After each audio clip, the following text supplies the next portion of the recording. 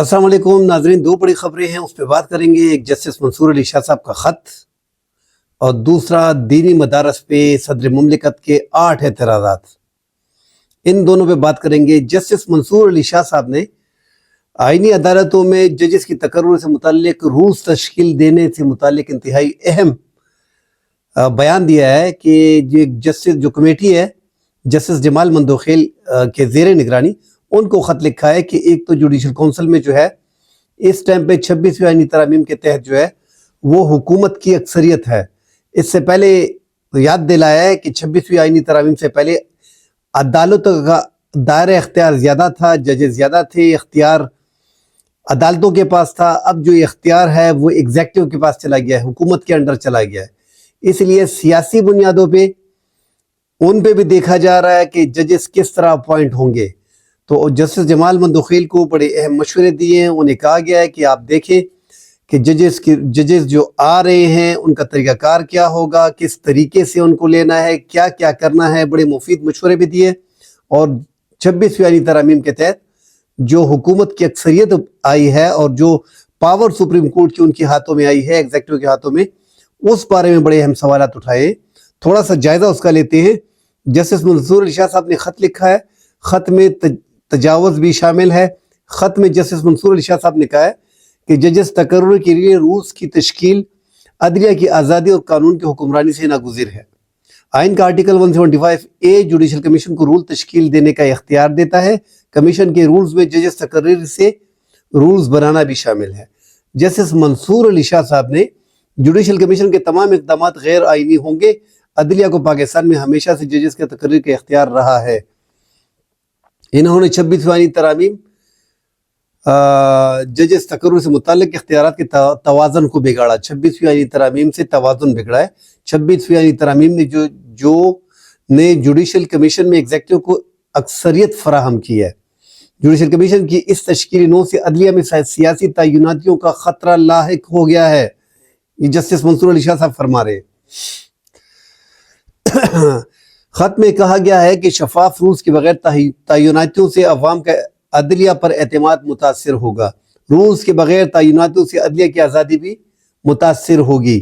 ججز کی تعیناتی میں مضبوط استدلال کی بنیاد پر ہونی چاہیے، نہ کہ سیاسی وجوہات کی بنا پہ۔ ہمیں ججز تقرر کے لیے سوچ بچار کے بعد رول تشکیل دینے کی ضرورت ہے۔ ایسے رولز بنائے جائیں جو عدلیہ کی آزادی اور میرٹ کی بنیاد پر ججز کی تقرر کو یقینی بنا سکے۔ رولز تشکیل دینے والی کمیٹی سے کہتا ہوں، ایسے ججز کی تعیناتی یقینی بنائے جو قانون کی حکمرانی کی پاسداری کرے۔ مزید اس خط میں جسٹس منصور علی شاہ صاحب نے جو میں مفہوم بیان کر دیتا ہوں۔ ایک تو بڑا کلیئر ہے 26ویں آئینی ترامیم کس طریقے سے لائی گئی، کیسے لائی گئی، عدلیہ کو کیسے کنٹرول کیا گیا، یہ سارا ہمارے سامنے ہے۔ ایک شخص کے لیے جس کا نام عمران خان ہے، چاہے آپ اختلاف کریں اختلاف نہ کریں، یہ پورے رولز ریگولیشن ایک شخص کے لیے چینج کیے گئے، کیونکہ اس ٹائم پہ جو پرانا رولز ہے 26ویں آئینی ترامیم سے پہلے جسٹس منصور علی شاہ صاحب نے چیف جسٹس بننا تھا۔ 175A کے تحت موسٹ سینئر جج تھے۔ اس کے بعد جسٹس منیب نے بننا تھا، ان کے بعد جسٹس ضیاء افریدی نے بننا تھا، اس کے بعد جسٹس عائشہ ملک، اس کے بعد جسٹس امین الدین۔ تو 5ویں نمبر کے جج کو اٹھا کے آئینی بینچ کا سربراہ بنا دیا گیا اور ساری پاور سپریم کورٹ کی اٹھا کے ان کو دے دی گئی۔ تو جسٹس منصور علی شاہ صاحب کا یہ تیسرا خط ہے۔ اور ابھی ہم دیکھ رہے ہیں کہ جو ججز کی تقرر جس انداز سے ہو رہی ہے کہ جیالیوں کو کہ جیالوں نے اپنی لسٹیں دے دی ہیں۔ پیپلز پارٹی نے جیالے جتنی بھی وکلاء ہیں ان سے نام لے لی ہے۔ اس طرح مسلم لیگ نون دیکھ رہی ہے جو ان کے پٹواری یا ان کے جیالے متوالے ان کی تحریک کے ساتھ جو تھے، اعظم نذیر تارڑ کے ساتھ جو تھے، ان کی تحریک کے ساتھ جو تھے، ان کو لیا جائے گا، کیونکہ وہ جوڈیشل کمیشن میں اور جوڈیشل کونسل میں جو ہے اس ٹائم پہ اکثریت جو ہے وہ حکومت کی ہے۔ ناظرین، ہم پہلے سے کہتے آ رہے ہیں کہ ایگزیکٹو نے ساری پاور سپریم کورٹ کی لے لی ہے۔ بچہ جانتا ہے کہ 26ویں آئینی ترامیم کے بعد سپریم کورٹ وہ سپریم کورٹ نہیں رہی۔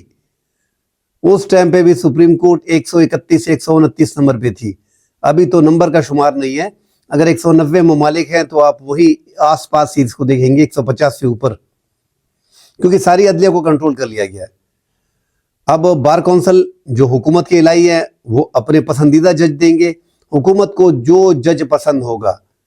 اور ہم دیکھ رہے ہیں کہ سیاسی ججز سے ہٹ کے جو ہائی کورٹ میں ججز تعینات کیے جا رہے ہیں, وہ جج جنہوں نے عمران خان کے خلاف فیصلے دیے ان کی لسٹ میں نام آ رہے ہیں, جنہوں نے بالکل کھڑے ہو کے عمران خان کے ہر فیصلے, جتنے بھی فیصلے دیے ہیں وہ سارے فیصلے اسلام آباد ہائی کورٹ نے اڑا کے رکھ دیے. اب ان ججوں کو اسلام آباد ہائی کورٹ لایا جا رہا ہے. تو یہ بڑا ایسے ججز کو لے کے آ رہے ہیں تاکہ عدلیہ کو مکمل طور پہ پیک کیا جا سکے. اب عدلیہ کا وہ دم خم نہیں رہا. اب یہ گورنمنٹ اپنے مقصد میں کامیاب نظر آ رہی ہے. جو یہ گیم کھیلنا چاہ رہی ہے ان سے کروانا چاہ رہے ہیں, مگر یہ ساری گیم ہو رہی ہے. عدلیہ مکمل طور پہ کنٹرول ہے اور ایگزیکٹو کے پاس پوری پاور ہے. کون سا بینچ چاہیے, کون سا جج چاہیے, کہاں پہ چاہیے, کون سا بینچ ختم کرنا ہے, کیا فیصلہ آنا چاہیے, سارے اختیارات جو ہیں اس ٹائم پہ آلموسٹ سارے شفٹ ہو گئے ایگزیکٹو کے پاس.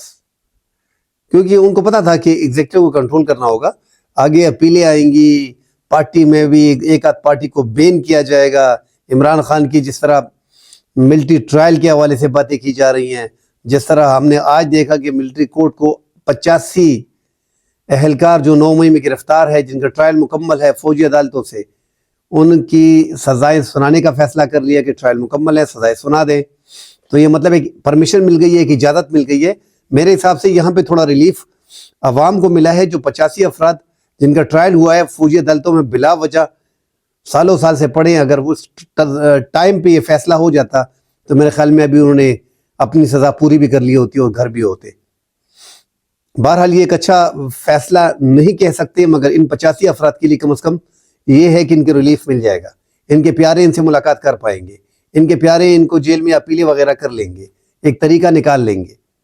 مگر آگے جا کے اگر 9 مئی میں مزید گرفتاریاں ہوتی ہیں اور وہ مزید لوگوں کا ٹرائل ہوتا ہے تو یہ ایک راستہ کھل گیا ہے.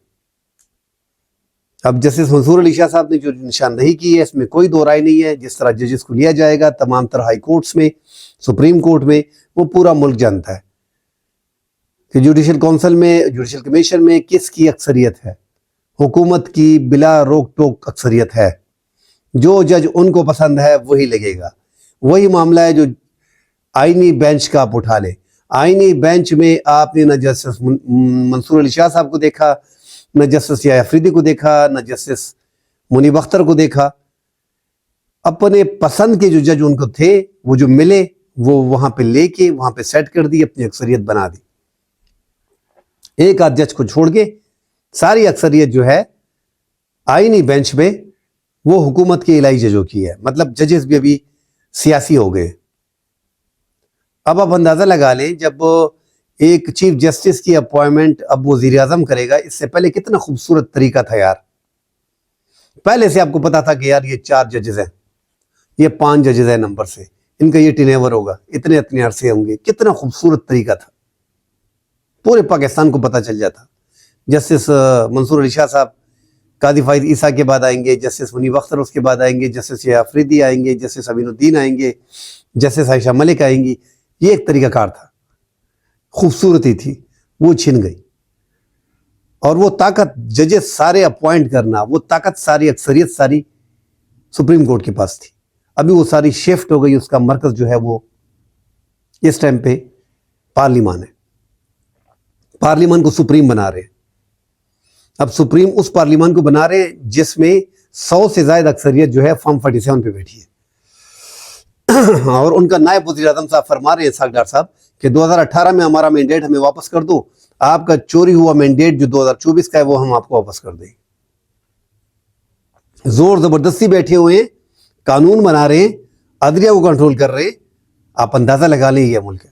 پاکستان جیسے ملک میں ججز کا کرائیٹیریا اب یہ ہو گیا ہے کہ جو جوڈیشل کونسل ہے جس میں حکومت اکثریت ہے وہ اٹھا کے ججز کو بھرتی کریں گے. خدا کے لیے ججز کا کوئی اور کرائیٹیریا بنا لو یار.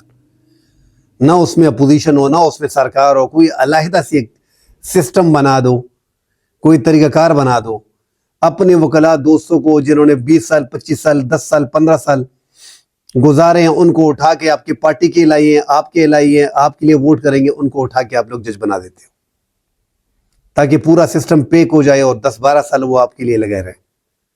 اور یہ جو نیا سسٹم آپ نے بنایا، ہر بندہ 3 نام جائیں گے چیف جسٹس کے لیے، آئینی بینچ کے لیے، اسی طرح آپ لوگوں کے حق میں وہ فیصلے دیتے رہے گا، تبھی اس کا نام آگے آئے گا گڈ بک میں، ورنہ نہیں آئے گا۔ بہرحال آج جسٹس منصور علی شاہ صاحب نے حکومت کو برابر ایکسپوز کیا ہے کہ سیاسی بھرتیاں، کیونکہ پاور جو ہے وہ شفٹ ہو گئی ہے سپریم کورٹ سے اب ایگزیکٹو کو، تو بڑا دھیان دینا چاہیے۔ جسٹس جمال مندوخیل کو صاحب کو کہہ دیا ہے، مگر یہ ایک خط تھا، ایک فارمیلٹی تھی، اپنی طرف سے جسٹس منصور علی شاہ صاحب نے کر دی، آگے جا کے بڑا مشکل ہے، کیونکہ آگے ہم سب جانتے ہیں کہ حکومت نے کس طرح آئینی بینچ میں ججز لگائے ہیں اور کس طرح ان کی اکثریت بنتی ہے۔ دوسری جو انتہائی بڑی خبر ہے، اہم خبر ہے مدارس کے حوالے سے، مولانا فضل الرحمان صاحب، ان کا آج ہم نے دیکھا کہ ایک تو مزاج میں ان کا چینج آیا ہے۔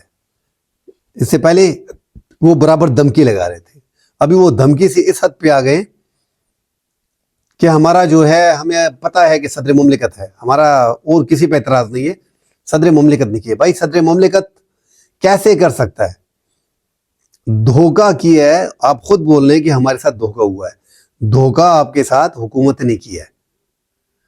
اس ٹائم پہ شہباز شریف کی حکومت ہے اور صدر زرداری ہے، تو آپ حکومت کو اگر بلیم کرنا چاہیں تو زرداری بھی حکومت ہے اور شہباز شریف بھی حکومت ہے۔ مولانا اور حکومت کے مابین ایک اختلاف پیدا تو ہو گیا ہے۔ اچھا، پہلے ڈسکس کر لیتے ہیں کہ جو صدر نے بل پہ اعتراضات کیے ہیں، جو 8 اعتراضات صدر نے عائد کیے ہیں، وہ آپ سے شیئر کرتے ہیں۔ نئے بل کی شقوں میں مدرسے کی تعریف میں تضاد ہے، اور سوسائٹی رجسٹریشن ایکٹ 1860 کی ابتدا میں مدرسے کا ذکر موجود نہیں، اس لیے نئے بل میں مدرسے کی تعلیم کی شمولیت تضاد پیدا ہوگا۔ انہوں نے کہا کہ مدرسہ ایجوکیشن بورڈ آرڈیننس 2001 موجود ہے، اس لیے نئے قانون کی ضرورت نہیں۔ مدارس رجسٹریشن بل پر صدر مملکت کا ایک اعتراض یہ ہے کہ اسلام آباد کیپٹل ٹیریٹری ٹرسٹ ایکٹ 2020 موجود ہے۔ مدارس کو سول سوسائٹی رجسٹریشن کرانے سے تعلیم کے علاوہ بھی استعمال کیا جا سکتا ہے۔ سوسائٹی ایکٹ 1860 میں مدارس شامل نہیں ہیں۔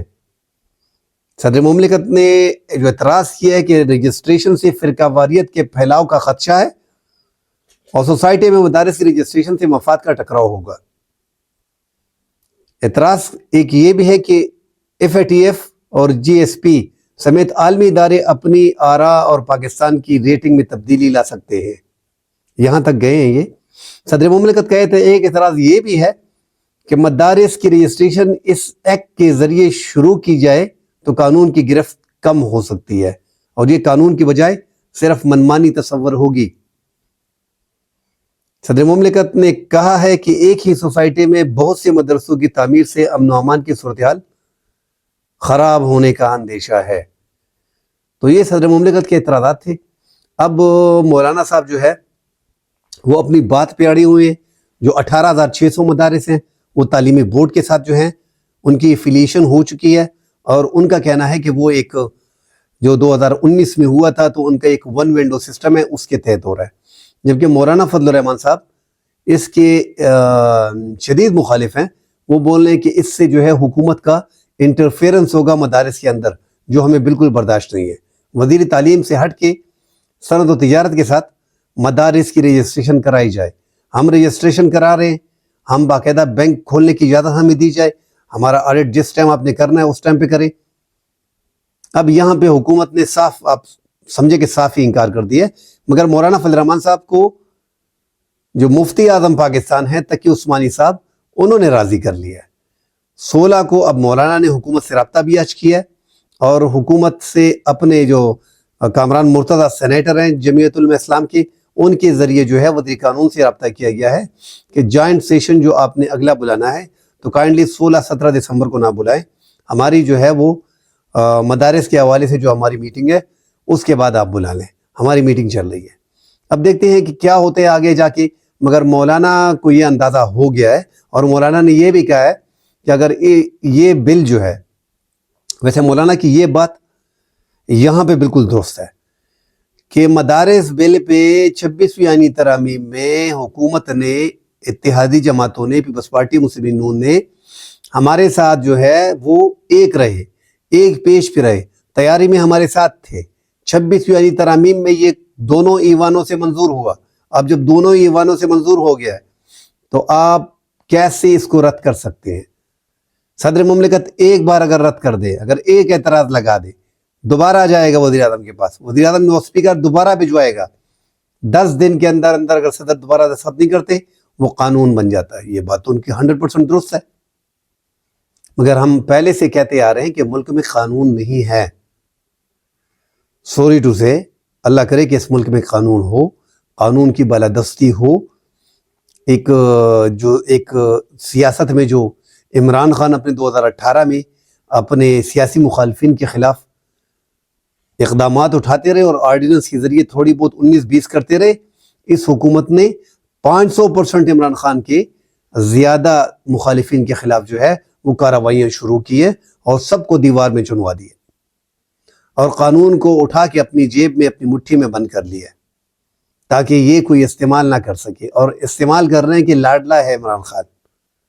بھائی کیسز مضبوط بناؤ، کیا لاڈلا ہے؟ مضبوط کیسز بناؤ۔ آپ نے 8 فروری کے الیکشن سے پہلے ان کو 4 بڑے کیسز میں نااہل کر دیا، 31 سال کی آپ نے سزا سنا دی۔ عوام دیکھ رہی ہے کہ کون سے کیسز میں آپ نے کیا ہوا ہے۔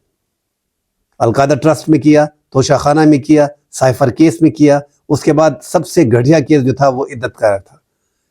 5 سال بعد ایک شور اٹھتا ہے، 5 سال بعد 5 سال بعد ایک شور اٹھتا ہے کہ میری سابقہ بیوی نے عدت میں نکاح کیا۔ یہ کوئی کیس تھا؟ ہر شوہر جو ہے 5 سال بعد، 4 سال بعد، 3 سال بعد اٹھے گا اپنی پہلی بیوی سے بدلہ لینے کے لیے، وہ کہے گا کہ یار یہ عدت میں نکاح کیا۔ تو شکر ہے وہ تو ڈسمس ہی ہو گیا۔ باقی جو کیسز تھے ان میں عمران خان کی ضمانت ہو گئی، ابھی ان کے ٹرائل چل رہے ہیں، اور لگ ایسے رہا ہے جو حکومت کے معاملات ہیں کہ جو 190 ملین پاؤنڈ ہے ان میں عمران خان کو سزا سنا دی جائے گی، تو توشہ خانہ 2 ہے اس میں پھر بھی بچت ہو جائے گی، فرد جرم اس پہ عائد ہو گئی ہے مگر وہ کیسز اڑ جائیں گے۔ FIA کا کیس ہے، نیب کا 50 کروڑ سے کم تھا تو ادھر ڈال دیا، 7 کروڑ 15 لاکھ کا بنا دیا، 52 لاکھ روپے کا عمران خان کلیم کر رہے تھے۔ اور جو اس سے بڑا کیس ہے، جو مجھے لگ رہا ہے کہ سب سے بڑا کیس ان پہ جو عمران خان پہ اس ٹائم ہے، وہ GHQ 9 مئی کا کیس ہے، حملے کا، پنڈی والا۔ ان میں عمران خان پہ فرد جرم عائد ہے اور وہی کیس بنے گا عمران خان کو لمبی سزا دینے کے لیے۔ اب آگے جا کے عمران خان کس طرح سیاست کرتے ہیں، کس طرح اپنے آپ کو نکالتے ہیں، وہ عمران خان پہ ڈیپینڈ ہے۔ فی الحال جو باہر ان کی اس ٹائم پہ قیادت موجود ہے ان میں یہ اہلیت نہیں ہے۔ تو اگر پاکستان تحریک انصاف اپنے آپ کو بچانا چاہتی ہے اور آگے سیاست میں اپنی پاپولرٹی کو جو ہے وہ کنورٹ کرنا چاہ رہی ہے حکومت میں، تو ان کو تمام تر فیصلے اپوزیشن کے ساتھ مل بیٹھ کے کرنے ہوں گے۔ اس ٹائم پہ 2 بڑے لیڈر ہیں اپوزیشن کے جو انتہائی سینئر پولیٹیشنز ہیں، سیزنل پولیٹیشن بھی ہیں، دور اندیش بھی ہیں، اور مفاہمت کے بادشاہ بھی ہیں دونوں، مولانا فضل الرحمان اور محمود اچکزئی۔ ان 2 پولیٹیشن کو آگے کر کے پاکستان تحریک انصاف نے ان کے ساتھ اتحاد کر کے ایک الائنس بنانا ہوگا، تبھی آگے حکومت سے مذاکرات کرنے ہیں، نہیں کرنے، احتجاج کرنا ہے، نہیں کرنا، تبھی کامیاب ہوگا۔ ورنہ یہ موجودہ پاکستان تحریک انصاف کی جو باہر قیادت بیٹھی ہے، ان میں یہ دم خم نہیں ہے، یہ پرائے بچوں کو مروا دیں گے مزید۔ اس سے اچھا ہے کہ وہ تحریک ہی نہ چلے، کوئی تحریک ہی نہ چلائے۔ یہ بھی، اس میں بھی کوئی دو رائے نہیں ہے۔ پاکستان کی تاریخ میں پہلی بار اسٹیبلشمنٹ نے ان پاپولر جماعتوں کے سر پہ ہاتھ رکھا ہے۔ اس سے کیا ہوا ہے کہ عوام اور ان کے درمیان دوری زیادہ ہو گئی ہے۔ پاکستان تحریک انصاف نے اگر 8 فروری میں زیادہ ووٹ لیے، ایک بڑی جماعت سامنے آئی ہے، تو کروڑوں ووٹ ہے اس کا، کروڑوں ووٹ سے اسٹیبلشمنٹ کو مطلب ان کے ساتھ ٹسل نہیں لینی چاہیے۔ وہ آپ کے بچے ہیں، ان کو اتنے لوگوں کو باغی نہ بناؤ۔ اور تحریک انصاف والوں کو جو باہر بیٹھے ہیں، وہ لوگ جو ملک میں انتشار پھیلانا چاہ رہے ہیں، جو عادل راجہ اور مہدی جیسے لوگ ہیں، سلمان وغیرہ جو ہیں، ایسے لوگوں سے قطع تعلق کر دینا چاہیے۔ عمران خان کو اوپنلی کہہ دینا چاہیے کہ یہ لوگ جو ہیں میری پارٹی سے ان کا کوئی لینا دینا نہیں، یہ تحریک انصاف کا نام یوز کر رہے ہیں۔ اور سوشل میڈیا پہ یہ گن جو مچا ہوا ہے تھوڑا کم کرنا پڑے گا. جو اداروں کے خلاف جس انداز میں بھی آپ جو بھی آپ اوپن کرتے ہو کوئی ٹویٹ یا پوسٹ، گالیاں اداروں کے خلاف لکھی ہوتی ہیں. تو جب تک یہ معاملات کم نہیں ہوں گے سوشل میڈیا کے، آپ نے بھی ایک میسج بھیجوانا ہے اسٹیبلشمنٹ کو. پاکستان میں جمہوریت ہے نہیں. جب سے بھٹو کا دور کا آپ یاد کر لیں، وزیر خارجہ تھے، وزیر اعظم بن گئے، اس دور سے لے کے آج تک جتنی بھی گورنمنٹ آئی، 2 دفعہ نواز شریف کی، 2 دفعہ بے نظیر کی، 3 دفعہ نواز شریف کی، 2 دفعہ بے نظیر کی، 1 بار زرداری کی، مطلب 3 بار پیپل پارٹی کی، 3 بار وفاق میں نون لیگ کی حکومت آئی ہے. ایک ضیاء کا 11 سال ماشاءاللہ، ایک پر مشرف کا 9 سال ماشاءاللہ. باقی حکومتیں انہوں نے کی ہے، اور 1.25 سال جو ہے کچھ کم عمران خان نے کی ہے. یہ سب کے سب اسٹیبلشمنٹ ہی لے کے آئی. اس میں کوئی دو رائے نہیں ہے. اس میں نہ 19 ہے نہ اس میں 20 ہے. مگر اس بار جو ہوا ہے کہ ان پاپولر جماعتوں کے سر پہ ہاتھ رکھا ہے. اس سے پہلے اسٹیبلشمنٹ کیا کرتی تھی کہ دیکھتی تھی FIA کے ذریعے، IB کے ذریعے، MI کے ذریعے، ISI کے ذریعے سرویز رپورٹ جو آتی تھی، اس میں پتہ ہوتا تھا کہ یار فلاں جماعت جو ہے وہ پاپولر ہے، اس کے سر پہ ہاتھ رکھ دیا جاتا تھا، وہ جیت جاتا تھا. اس بار ان پاپولر جماعتوں کے سر پہ ہاتھ رکھا ہے تو یہ گیپ زیادہ ہو گیا. اس گیپ کو اسٹیبلشمنٹ کو بھی کم کرنا پڑے گا، اور تحریک انصاف کو ایک سیاسی جماعت کے طور پہ تسلیم کرنا ہوگا. یہ ایک سیاسی حقیقت ہے، اس کو ختم نہیں کیا جا سکتا. آپ ان کا جھنڈا ختم کر دیں، اس کی پارٹی کو بین کر دیں. عمران خان جب تک زندہ ہے، عمران خان کسی بھی جھنڈے کو اپنا جھنڈا بنا لے گا، کسی بھی نشان کو اپنا نشان بنا لے گا، یہ پاکستان اسی طرف جائے گی. پاکستان کی زیادہ پاپولیشن نوجوانوں پہ ہو. نوجوان اس ٹائم پہ ملک کی سیاست میں لگے ہوئے، ان کا کوئی دوسرا کام نہیں ہے. دکان میں، بازاروں میں، یونیورسٹیوں میں، کالجوں میں، باہر نوکری، سرکاری نوکری، کھیل کے میدان میں، ہر جگہ پہ نوجوان سیاست میں انوالو ہو گیا ہے. دیگر ممالک کے نوجوان جو ہیں وہ اس طرح سیاست میں بیمار نہیں ہوئے جس طرح پاکستان میں ہو گئے. یہ بیماری پاکستان کے نوجوانوں کو لگ گئی ہے، اس لیے آگے ہم ترقی نہیں کر پائیں گے. باہر کے ممالک کے نوجوان جو ہے وہ سائنٹسٹ کیسے بنتے ہیں، باہر کیسے جانا ہے، نوکری کیسے کرنی ہے. بچے یہاں پہ یہ چیز نہیں ہے. یہاں پہ اس کی شادی بھی ہوگی، تصویر اٹھا کے لے کے آئیں گے. ہر جگہ پہ عمران خان کیا ہوگا، جو ججز بیٹھے ہیں، آئینی بینچ بنا ہے، ملٹری کورٹ میں کیا ہوگا، پیپلز پارٹی کی حکومت کیا ہے، بلاول آ رہا ہے. یہ سارے نوجوان آج کل یہی ڈسکشن کرتے ہیں. ٹویٹر کو ہم کیوں بند کر رہے ہیں؟ سوشل میڈیا کا گلا ہم کیوں گھونٹ رہے ہیں بلا وجہ؟ ایک گیپ پیدا ہو گیا. اس گیپ کو کم کرنا چاہیے. خدا کے لیے نوجوان بھی پاگل ہو گئے، ان کا ذہن بھی ان چیزوں میں لگ گیا ہے. یہ آگے 10-15 سال بڑا مشکل ہو جائے گا.